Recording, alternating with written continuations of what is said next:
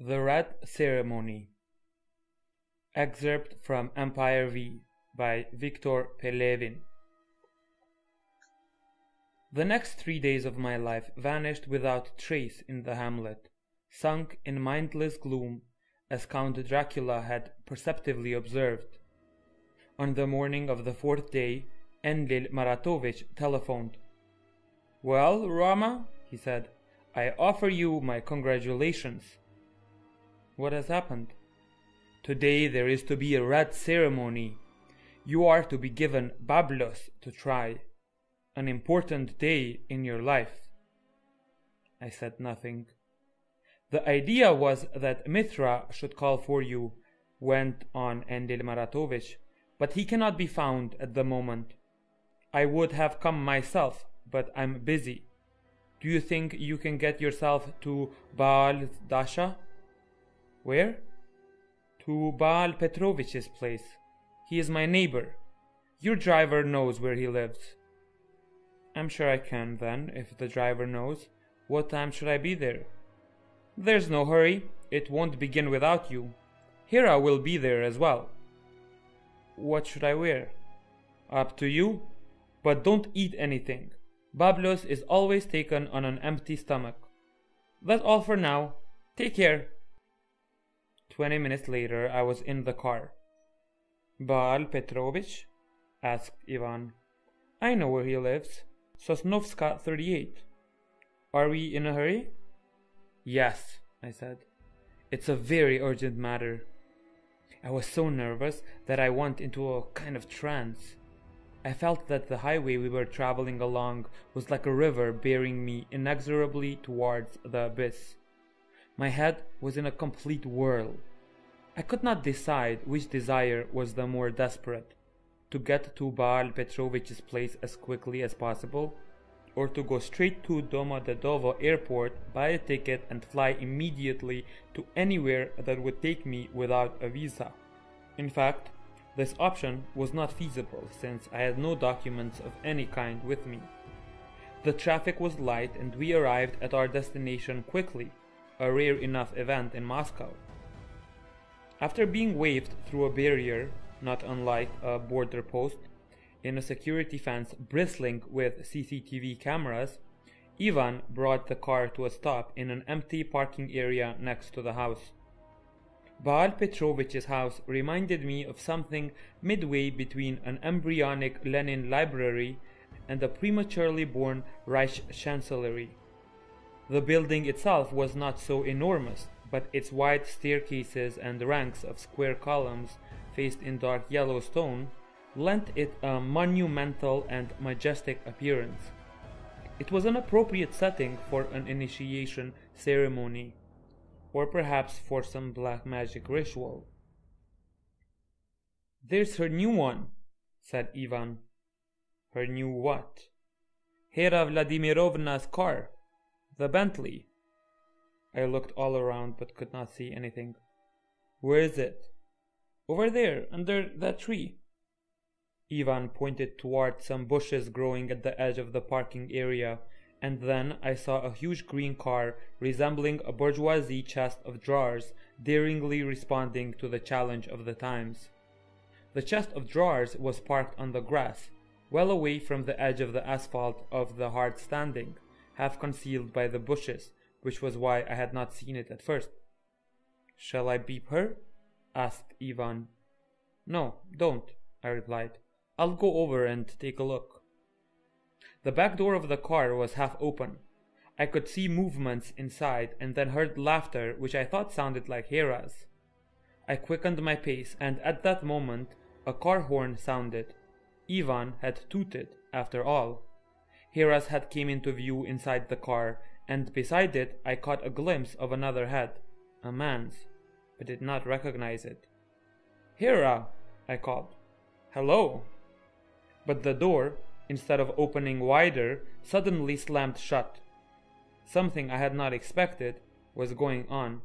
I froze on the spot, watching the wind flutter a St. George's ribbon tied to the door handle. I could not decide whether to go on or turn back, and was just about to go back when the door flung open and out stepped Mitra. His appearance was disheveled, hair all tousled, yellow bow tie halfway down his shirt front, and extremely unfriendly. I had not seen him like that before. He looked ready to punch me. "Spying, are we?" he asked. "Not at all," I said. "All it was, I just saw the car." "Seems to me, if a car is parked somewhere like this, any fool would know better than to come near it."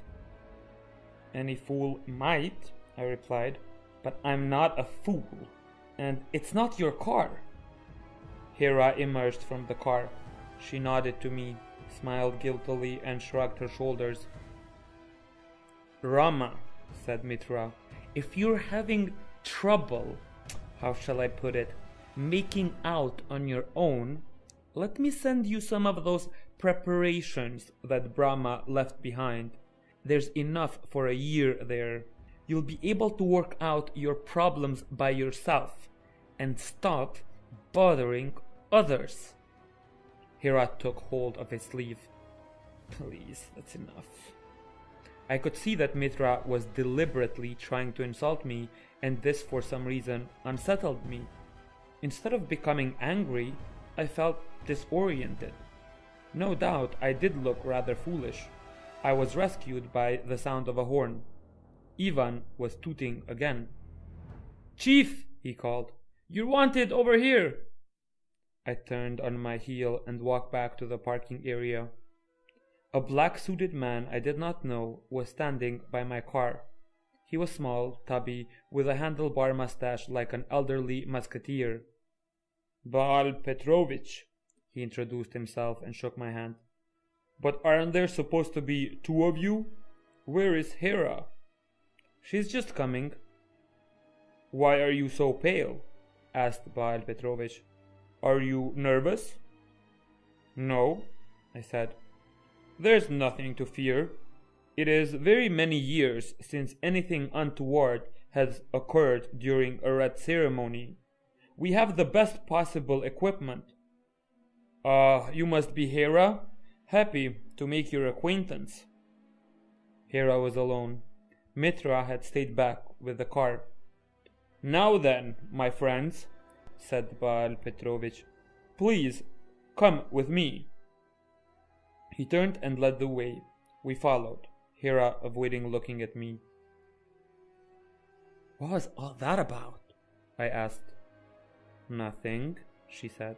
"For God's sake, we don't need to talk about it just now, do we? This day must not be spoiled." "Don't you want to see me?"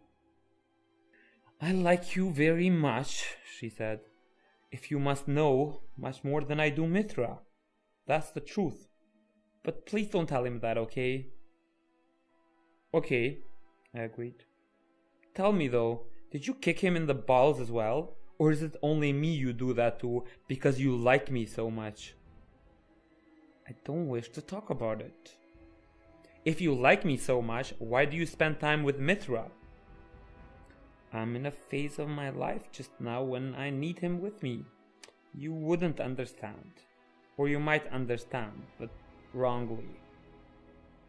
"That's quite beyond me.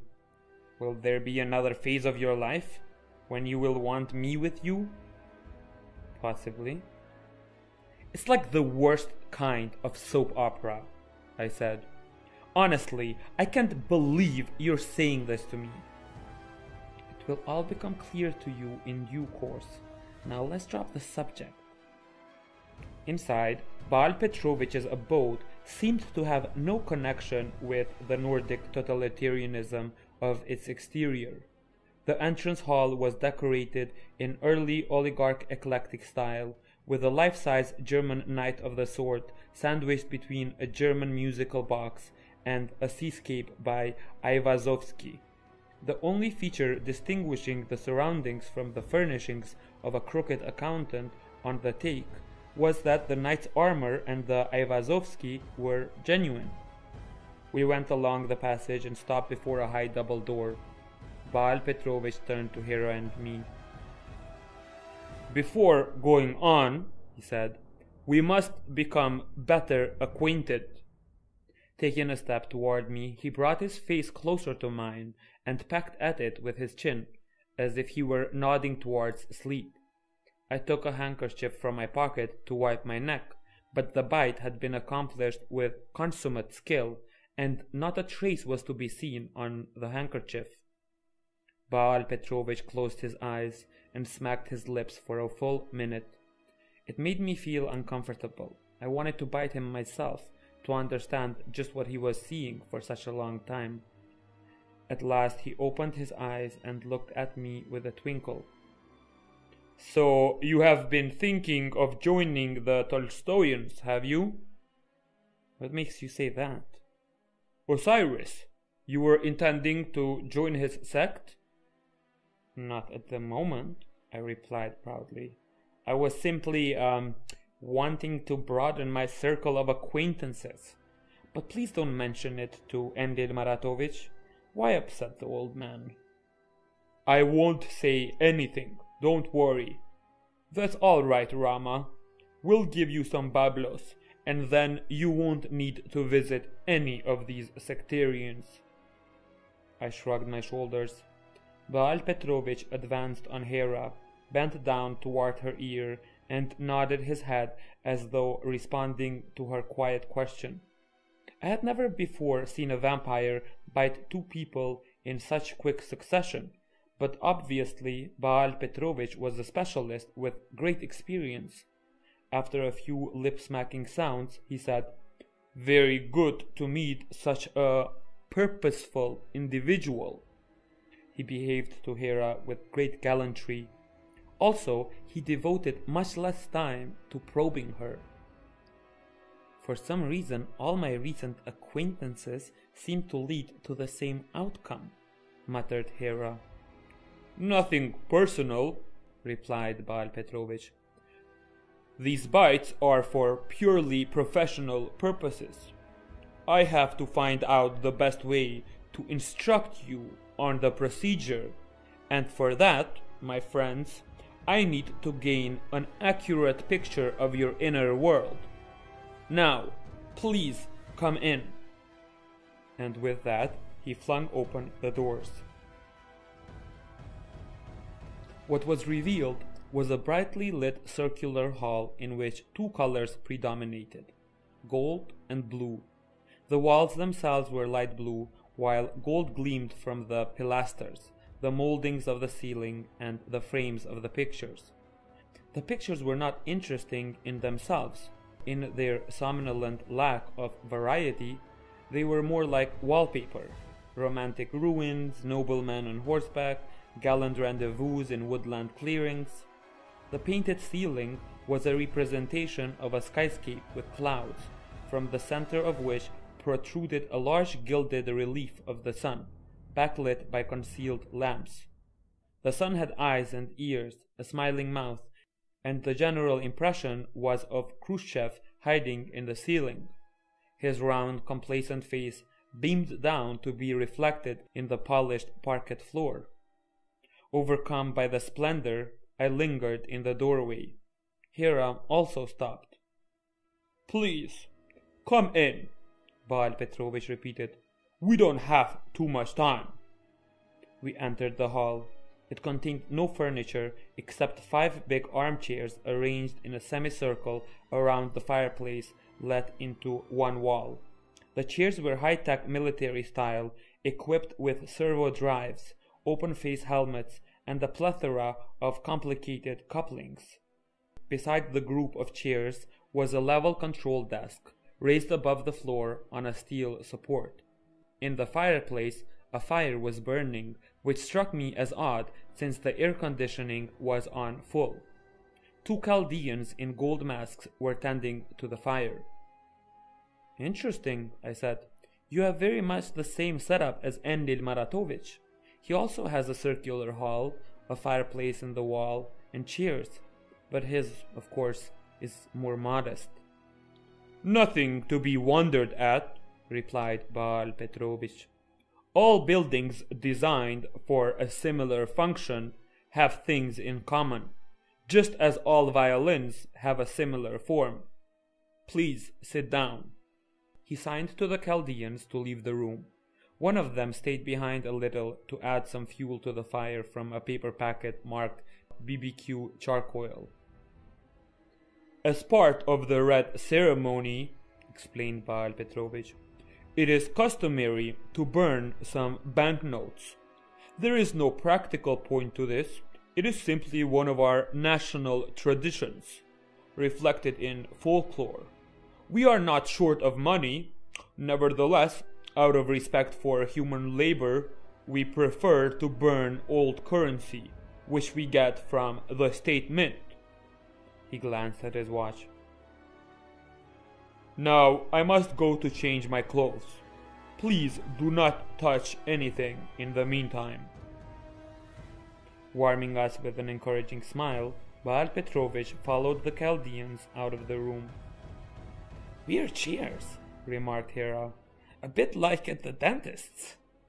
To me, they seemed more like props for a Space Odyssey film. "Yes, they are strange," I agreed. "Especially this breastplate thing." Each chair was equipped with a device familiar from sci-fi films featuring interstellar foot soldiers. It came down over the cosmonauts' chests to keep them in place during the landing and takeoff. "I expect they're to keep us from falling to the floor if we start writhing in convulsions," I suggested. "Probably," agreed Hera. "Aren't you at all nervous?" She shook her head. "Mithra told me it was a wonderful experience. A little painful at the beginning, but then—" "Would you mind awfully not talking anymore about Mithra?" "All right," replied Hera. "Then let's not talk about anything." We had no more conversation until Baal Petrovich returned. I studied the pictures on the walls with exaggerated interest, and she sat on the edge of her seat looking at the floor. When Baal Petrovich re-entered the room, I did not recognize him. He had changed into a long robe of dark red silk and carried in his hand a bag like a cash-in transit courier's. I remembered where I had seen a robe like it before. "Baal Petrovich, have you ever been in Enlil Maratovich's study?" "Many times," he replied. "There is a picture on the wall in it," I went on. "Some odd-looking people in top hats are sitting around a fire, strapped to their chairs and with something like gags in their mouths. Near them stands a man in a red robe exactly like the one you are wearing. Is that picture an illustration of the red ceremony?" "Yes," said Baal Petrovich, "or rather, a representation of what it would have looked like 200 years ago. At that time, the ceremony was attended by certain risks to health, but nowadays it is a completely safe procedure." "But how were they able to swallow the bablos? I mean, the people in the picture. They had gags in their mouths." "They're not gags," replied Baal Petrovich, going over to the control desk. "They are special appliances in which are incorporated a capsule of bablos made from the bladder of a fish. They also protect the tongue and the lips from trauma. The technology we use now is quite different." He pressed a knob on the control desk, and the breastplates rose with a humming noise above the chairs. "You may sit down now." I sat in the end chair. Hera settled herself 2 chairs away from me. "Let's go," I said. "We're ready." Baal Petrovich shot me a disapproving look. "I cannot approve such a frivolous attitude. How do you know whether or not you are ready when you do not even know what is about to take place?" I shrugged. "Why don't you explain then?" "Listen to me very carefully," said Baal Petrovich. "Since I know what sort of rubbish your heads are filled with, I wish you to be clear that the experience you are about to undergo will be surprising and not at all what you imagine. For you to have a correct understanding of what will take place, it is essential from the start to grasp one fact that you may find damaging to your self-esteem. It is not we who suck bablos. It is the tongue. Are we not one entity? Asked Hera. Up to a certain point. And this is that point. But we will feel something, won't we? Oh yes, indeed, replied Baal Petrovich. In no small measure, but it will be nothing like what the tongue experiences. What does the tongue experience? I asked. I do not know, replied Baal Petrovich. No one knows. I had not anticipated this answer. How is that possible? I asked in dismay. Baal Petrovich burst out laughing. You were asking me about a picture in Enlil's study, he said. But do you remember the picture that hangs in your own study? Napoleon on horseback? To be honest, I replied, I long ago became heartily sick of being compared to a horse. This is the last time, I swear.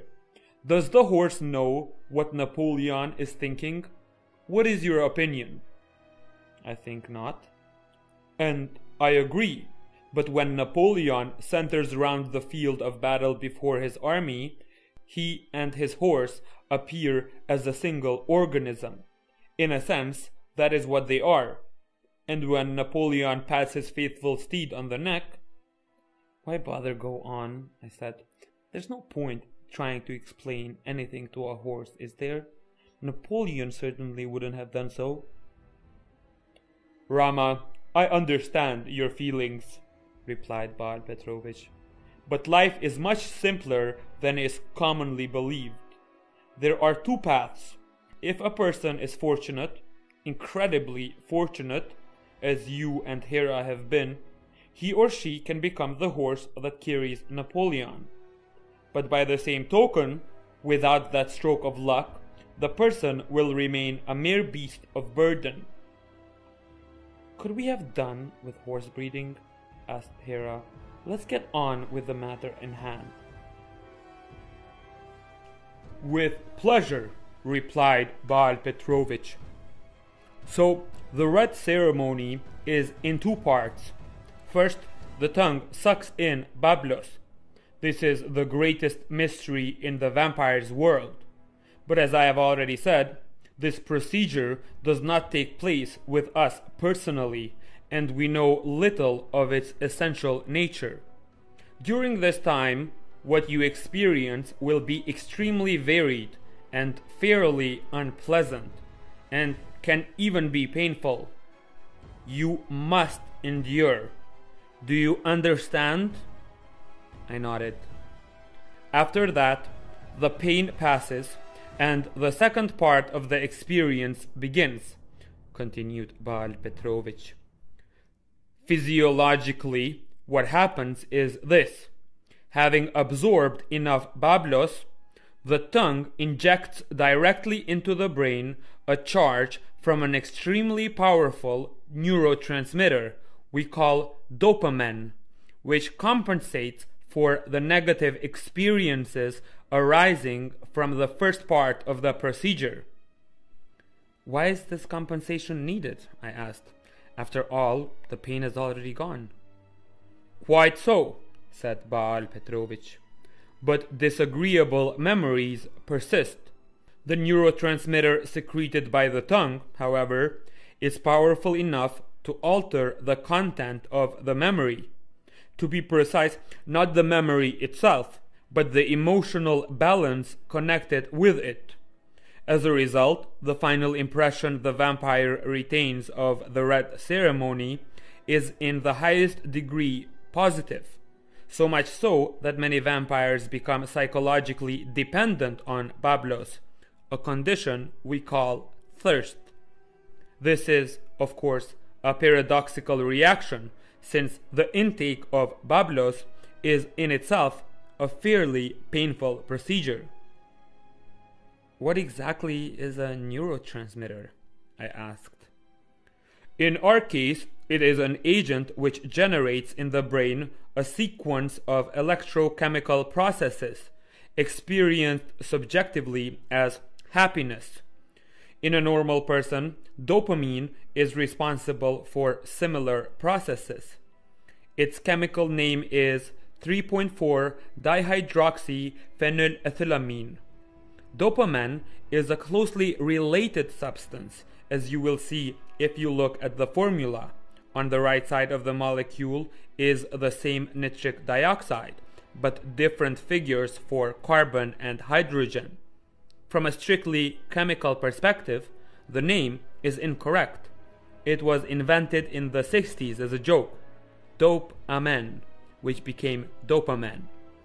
At the same time, vampires were making an intensive study of their brains. This work was later curtailed, but the name stuck. Why was the work curtailed? The mighty bat became concerned that vampires might learn how to synthesize Bablos themselves, and this could upset the time-hallowed order. If you're interested, we can go more deeply into the subject. Would you like me to write down the formula for dopamine? I shook my head. Dopamine is also very similar to dopamine in the mechanism of its effect, continued Baal Petrovich. But it is significantly stronger, approximately in proportion as crack is to cocaine. The tongue injects it directly into the brain, and it instantly generates its own reward circuits, which differ from the standard neuronal pathways of human happiness. It is therefore scientifically accurate to state that for a few minutes after receiving Bablos, the vampire experiences superhuman happiness. Superhuman happiness, I repeated dreamily to myself. However, this is not what you might imagine it to be, said Baal Petrovich. The best thing is not to have any expectations. That way you will not be disappointed. Well, that is enough by way of explanation, I think. We may now begin. Hera and I exchanged glances. Raise your legs and spread your arms out wide, commanded Baal Petrovich. Cautiously, I adopted the required position, resting my legs on a supporting ledge that slid out from beneath the chair. The chair itself was extremely comfortable. The body was hardly aware of it at any point. Baal Petrovich touched a knob, and the breastplate descended, gently pressing on my chest. He strapped my arms and legs to the chair with shackles made of what looked like thick plastic, and then repeated the procedure for Hera. Now lift your chin. As soon as I obeyed, he placed in position on the back of my head something like a motorcycle crash helmet. Now the only part of my body I could move was my fingers. During the ceremony, your body may appear to be traveling through space. This is an illusion. In reality, you will stay exactly where you are at all times. Remember this, and do not be afraid.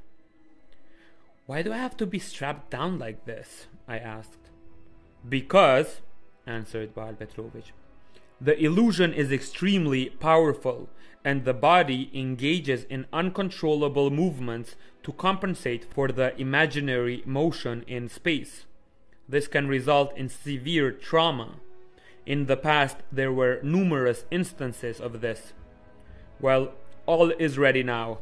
Do either of you have any more questions? No, I replied. Please be aware that once the procedure has started, there is no way back. Your only option is to endure until the end. Therefore, do not attempt to remove your shackles or get up from your chairs. You will not be able to. Is that clear?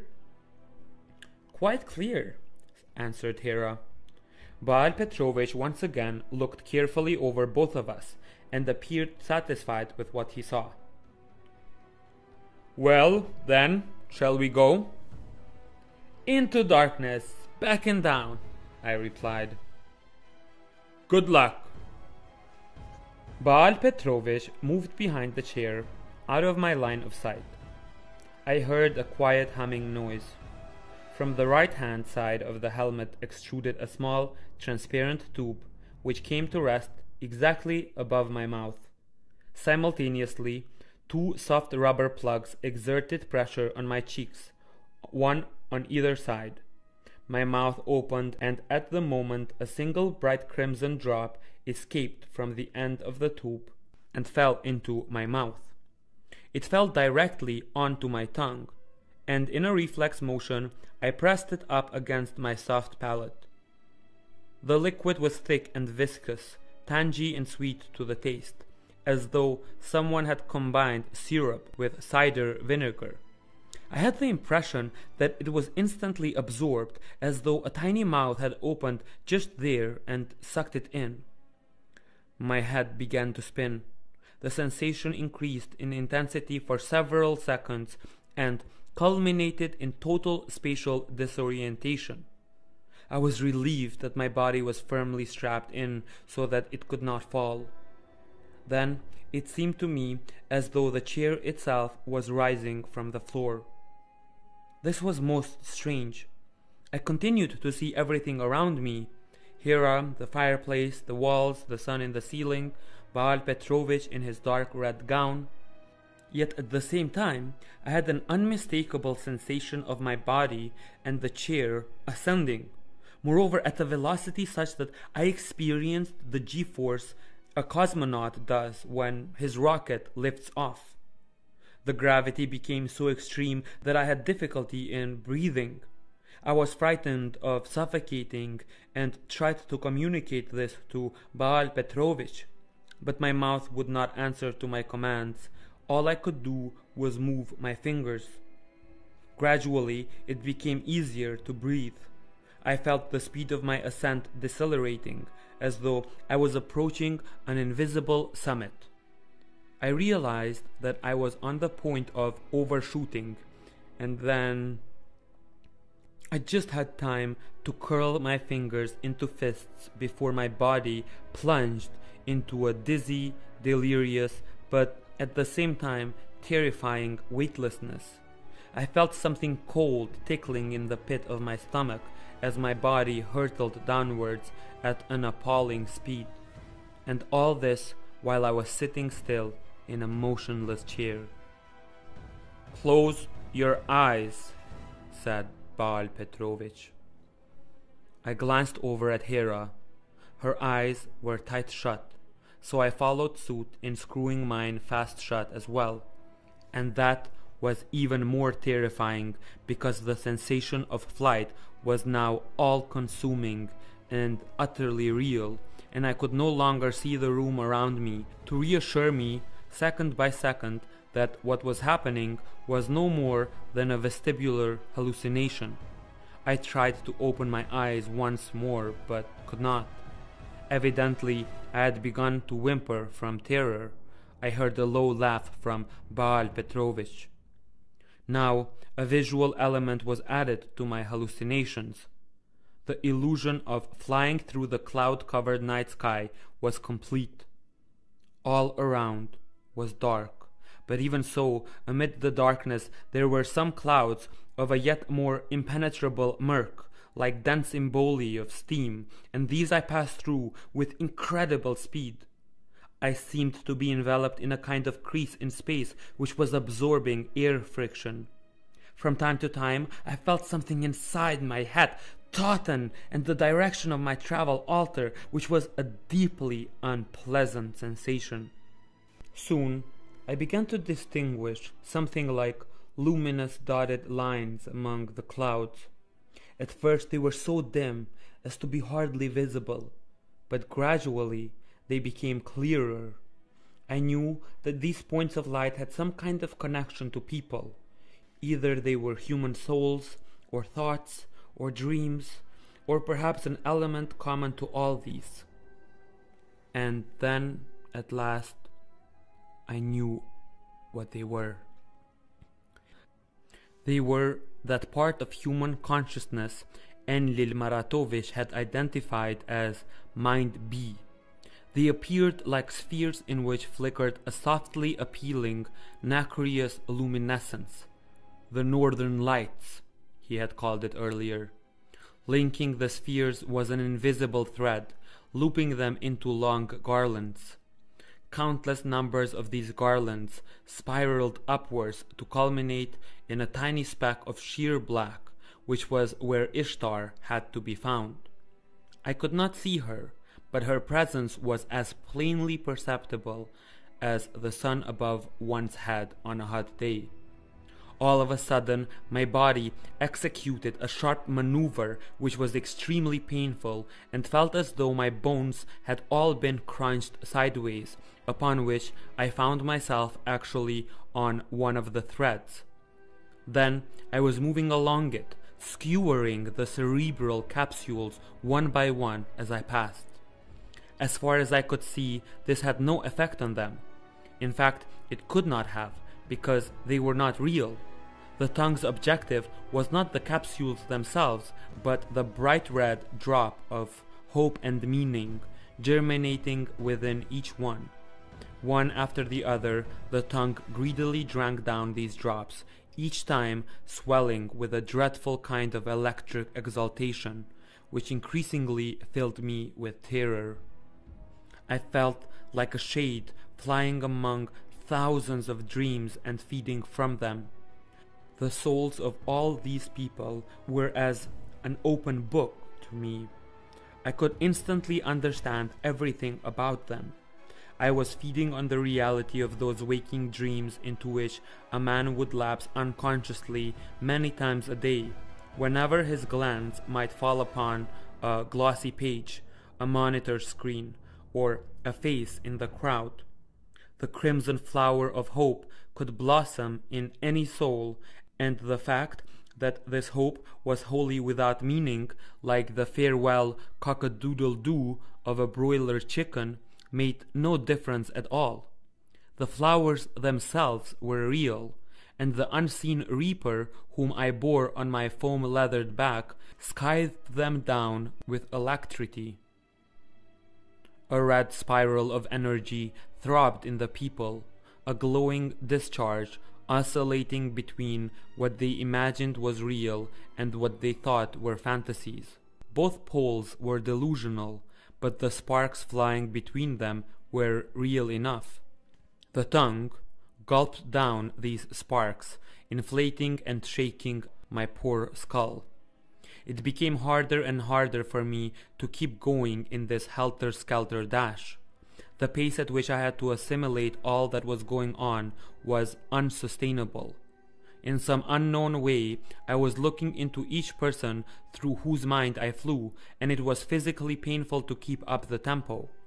There seemed only one way to step off the hurtling treadmill, and that was deliberately to think human thoughts, at a slow human speed, thoughts composed of clumsy, dependable human words. Doing so went some way to neutralize the effects of the crazily spinning sandpaper in my brain. Somewhere children are asleep, I thought, dreaming dreams that seem childish, but in reality they are already producing bablos just as the grown-ups do. Everyone is put to work from infancy on. I was no exception. I could remember this bright red germ of hope growing in me. We imagine we are just on the point of understanding something important, of figuring it all out at last, of achieving something, after which a new life will begin. The right life. The real life. But this never happens because the red drop of sense and hope always vanishes, and we must begin again to grow it and nurture it from nothing. And then it disappears once again, and so it goes on throughout our life, while we become more and more tired, until finally there is nothing left to us but to lie on our beds, turn our faces to the wall, and die. Now I knew what invariably happens to the red drop of hope. I fell ever more quickly through other lives, as my rider was deftly scooping up the last remaining drops of meaning, swallowing them as it sated its inscrutable hunger. Many people I saw were on the brink of understanding what was happening. They guessed it, but were incapable of thinking about it. All were deafened by the cry of the mighty bat, so that nothing remained for them but a dim memory that once upon a time their head had played host to a crucially important thought that had instantly vanished, never to return. We were now nearing the final destination of our journey, the vast invisible mass of Ishtar. I knew that it would all come to an end at the moment of impact. In the last second of the voyage, I remembered that all of this had been familiar to me when I was a child.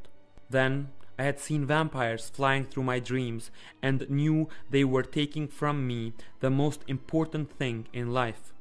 But in the real world, it is forbidden for humans to know what they can know in dreams, and therefore, on waking, I took for the cause of my terror the fan hanging above my bed, like a great bat. This last second was followed by the impact. I understood that the tongue had handed over to Ishtar its accumulated harvest, and after that something happened that I have no words to describe. Indeed, it bore no relation to me. It was connected solely with the tongue. Then I lapsed into semi-consciousness. My mind became calm, as the surface of a lake when a complete lull descends upon it. There was no activity at all. I cannot say how much time elapsed. And then, onto the surface of this nothingness fell a single drop. I do not know exactly what the drop struck that caused it to shatter, but in an instant the eternal, motionless background against which everything other than itself had taken place broke into movement. It was like the moment when you are looking at the sky and the branches of the trees, and suddenly a ripple passes over them and you realize that what you have been seeing was not the world but its reflection in the water. Before, I had not known that the background was even there, but the moment I saw it, I knew that I had never properly understood all that had been happening, and at once I became easy of mind and cheerful. Before, I thought that life consisted of events that happened to me and to others. The events could be either good or bad, and for some reason, many more of them seemed to be bad than were good. And all these events take place on the surface of an immense globe to which we are bound by the force of gravity, while the globe itself flies to an unknown destination through the cosmic void. That was what I thought I knew, but now I understood that I, and the events, and everything in the universe, Ishtar, vampires, people, fans glued to the wall, jeeps bound to the earth, comets, asteroids, stars, and the cosmic void through which they fly, are simply waves dispersing through that invisible background. They were the same waves as the one which a few moments ago had passed through my consciousness following the falling of the drop. One substance makes up everything there is in the whole world, and this substance was myself. In the light of the knowledge I now possessed, the fears that had been building up in my soul for years dissolved instantly. Nothing whatsoever could threaten me in this world, nor could I be a threat to anyone or anything else. Nothing bad could happen to me, nor to others. The world was so arranged as to make this an impossibility. To know this was the greatest happiness that could be imagined. I knew it for an absolute certainty. Rapture filled my entire being, and nothing that had ever happened to me before could remotely be compared to it. Why had I never seen this before? I asked myself in utter perplexity, and immediately knew the answer. For something to be seen, it must have form, color, volume, or dimension, but this background had nothing of the kind.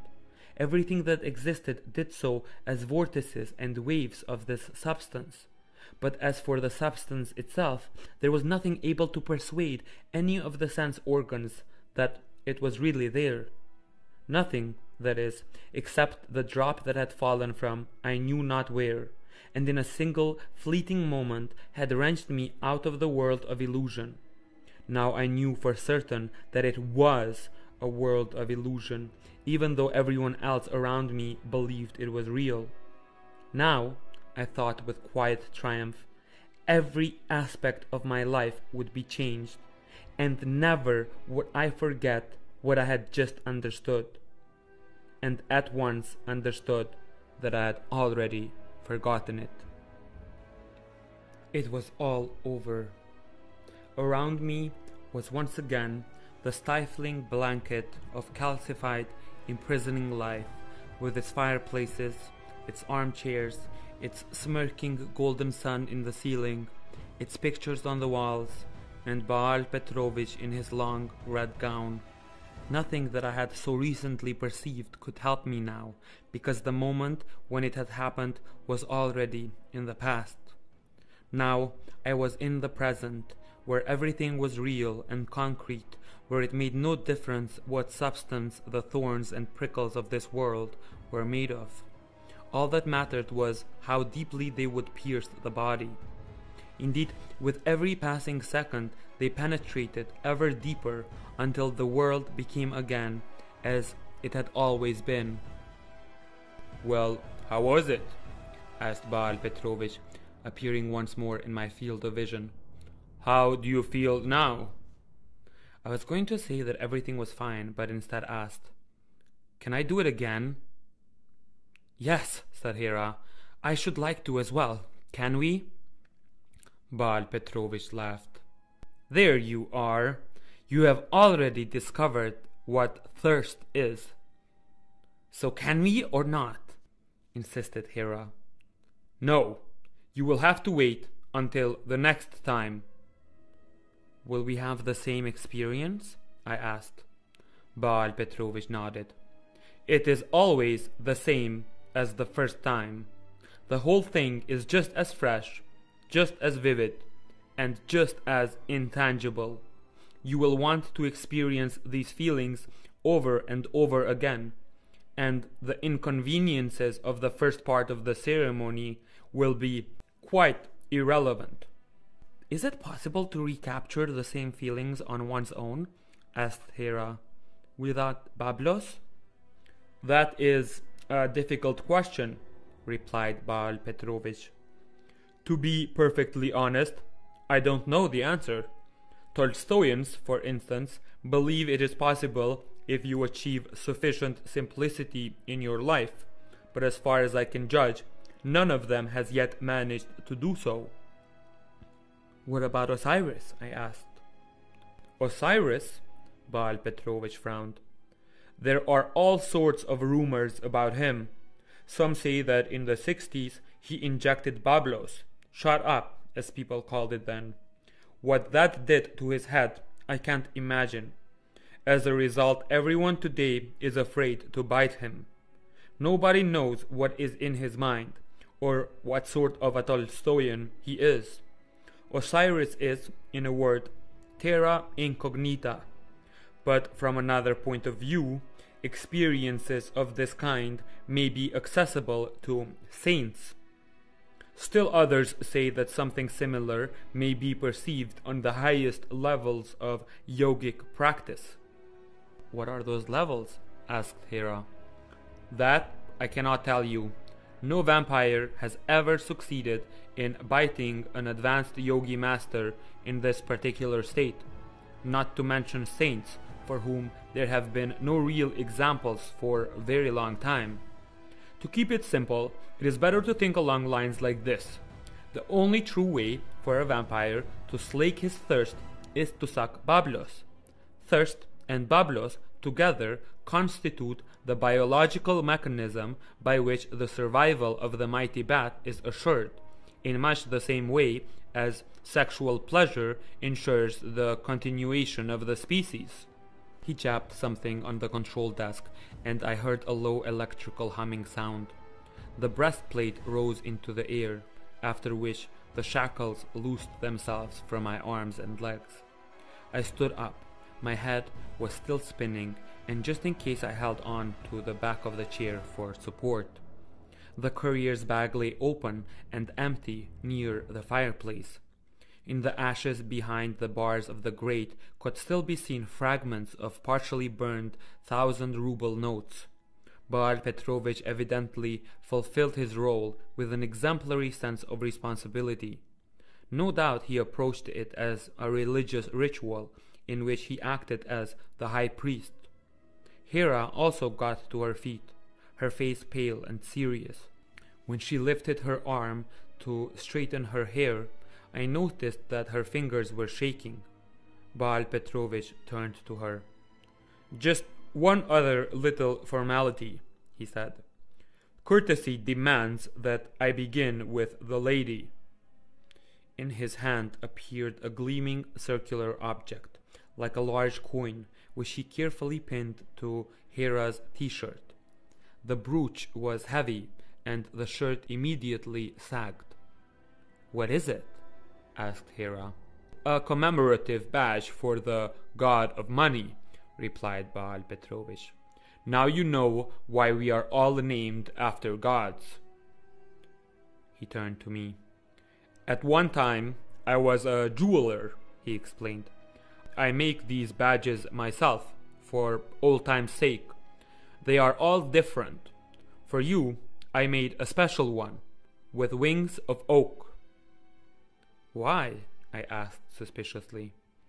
"It's all right, no nasty tricks. It just turned out like that. I started making them as wings, but they turned out in the shape of oak leaves. Thank God, though, we're vampires, not fascists, so they are not oak leaves, but oak wings. Take a look. They're rather lovely, I think." On his palm was a dull platinum disc with 2 golden wings protruding from it. They did indeed look like oak leaves. The characters R2 were picked out in small diamonds. "Do you like it?" asked Baal Petrovich. I nodded my thanks, not so much because I really did like it, but out of politeness. "There is a motto on the back," said Baal Petrovich. "By tradition, I choose it as well." I turned the badge over. On the reverse was a safety pin and an inscription engraved in a circle round the edge. "It is not I who must suck it, but all the others. Count Dracula." Like all sayings of Count Dracula, the meaning may not have been the freshest, but there was nothing to object in it. Baal Petrovich took his handiwork from me and pinned it on my chest, scratching me with a pin as he did so. "Now you are true vampires," he said. "Where should it be worn?" I asked. "Hang it in your hamlet," said Baal Petrovich. "That's what most of our people do." "When will the next ceremony be?" asked Hera. Baal Petrovich spread his arms wide. "It's not up to me. Enlil draws up the schedule and has it confirmed by the prima donna." I understood he was referring to Ishtar Borisovna. "What is the frequency on average?" I asked. "Frequency?" queried Baal Petrovich. Interesting point. I've never even thought about it. Just a moment." He took a mobile phone from the pocket of his robe and tapped in some numbers. "The frequency is," he said after a long pause, 3.086 times 10 to the power of -7 hertz. "Meaning?" "That's the frequency. So many cycles a second, isn't it? That is how many. The next ceremony will be in approximately 1 month."